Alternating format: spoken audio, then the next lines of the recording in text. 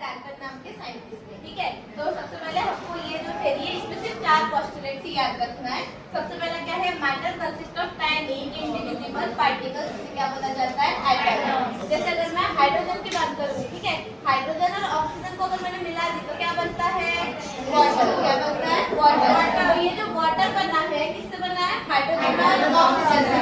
अब आप further hydrogen को डिवाइड कर सकते हो क्या, हाइड्रोजन को फर्दर डिवाइड कर सकते हैं, नहीं, कि यहाँ पे आधा H लिख देती हूँ, यहाँ पे आधा H लिख देती हूँ, ऐसा कर सकते हैं क्या, नहीं। तो इसे क्या बोला जाता है अपन, एटम। क्या बोला जाता है, एटम। टाइनी होते हैं, मतलब एकदम छोटे छोटे होते हैं, और इंडिविजिबल मतलब आप उसको फर्दर डिवाइड नहीं कर सकते हो। Second point, all the atoms of given elements have identical properties.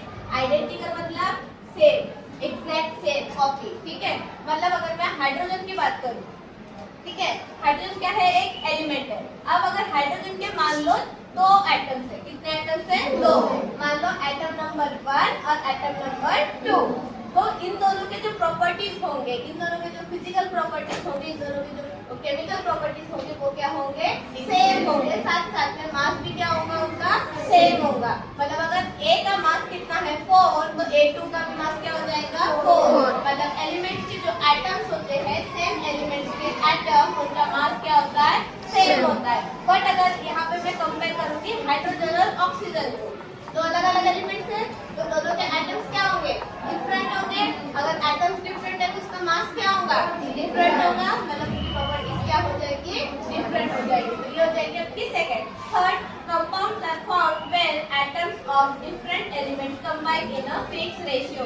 पहले स्लाइड को क्लिक कर लीजिए। हाँ देखो, अगर मैंने, हाँ याद रखिए, अगर मैंने हाइड्रोजन ली हूँ और ऑक्सीजन ली हूँ, क्या क्या ली मैंने, हाइड्रोजन और ऑक्सीजन, तो मुझे क्या मिला, वाटर। क्या मिला मुझे, वाटर। सेम कंडीशन, फिर से मैंने हाइड्रोजन ली हूँ और ऑक्सीजन ली हूँ, तो मुझे मिला हाइड्रोजन परऑक्साइड। क्या मिला, हाइड्रोजन परऑक्साइड। एलिमेंट्स क्या है, सेम, दोनों जगह पे मैंने क्या यूज करी हूँ, हाइड्रोजन और ऑक्सीजन, बट एक बार मुझे क्या मिला, वाटर, और एक बार क्या मिला, हाइड्रोजन परऑक्साइड। यहाँ पे अगर मैं अपने प्रोडक्ट में अगर मैं हाइड्रोजन का रेशियो देखूंगी, हाइड्रोजन कितने हैं, 2। हाइड्रोजन कितने हैं, 2। ऑक्सीजन कितना है, 1। यहाँ पे मैं प्रोडक्ट में देखूंगी हाइड्रोजन कितने हैं, 2। ऑक्सीजन कितने हैं, 2। तो इनका रेशियो क्या हो गया, चेंज हो गया। मतलब कंपाउंड्स तो बनते हैं तो एलिमेंट से, किससे बनते हैं, एलिमेंट से, बट उसका जो प्रोपोर्शन होगा, उसका जो रेशियो होगा, वो क्या होगा, फिक्स होगा। अगर मैं बोलती हूँ कि नहीं मैं 2 ऑक्सीजन लूंगी और मैं वाटर बनाऊंगी, तो ये पॉसिबल है क्या प्रोडक्ट में, नहीं।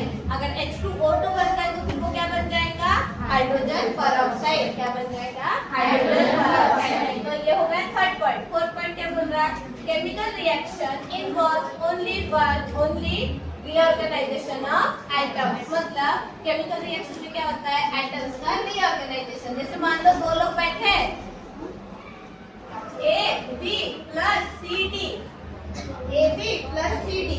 AB क्या है, एटम से, CD क्या है, एटम से, बट अभी यहाँ पे क्या हो रहा है, रिएक्शन हो रहा है। तो मान लो मैंने A को किसके साथ कर दी, C के साथ, तो क्या बन गया, AC, और B को कर दी मैंने D के साथ, तो क्या बन गया, D।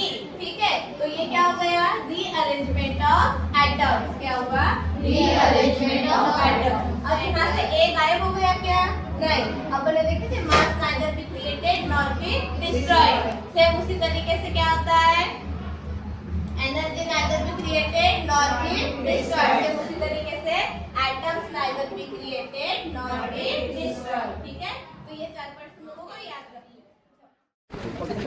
है।